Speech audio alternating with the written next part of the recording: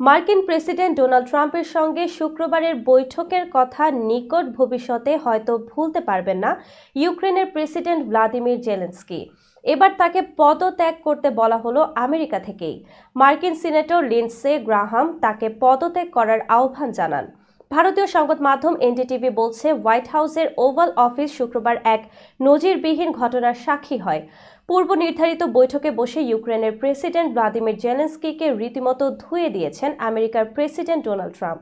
বৈঠকে Donald Trump বলেন, এভাবে চললে সবকিছু অত্যন্ত কঠিন হয়ে উঠবে বলে আমার আশঙ্কা। জেলেনস্কিকে তিনি বলেন, কোটি মানুষের জীবন নিয়ে আপনি জুয়া খেলছেন। আপনি তৃতীয় বিশ্বযুদ্ধ নিয়ে জুয়া খেলছেন। আপনার কাজ এই দেশের জন্য ভীষণ অসম্মানজনক।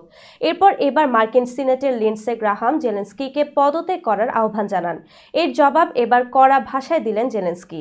ইউক্রেনের প্রেসিডেন্ট বলেন, আমি তাকে ইউক্রেনের নাগরিকত্ব দিতে পারি। তিনি আমাদের দেশের নাগরিক হবেন এবং তারপরে তার কথা বলার ভিত্তি হবে এবং তিনি নাগরিক বলে ইউক্রেনের নাগরিক হিসেবে তার কথা শুনব। এরপর তিনি যেন বলেন কে হবেন প্রেসিডেন্ট।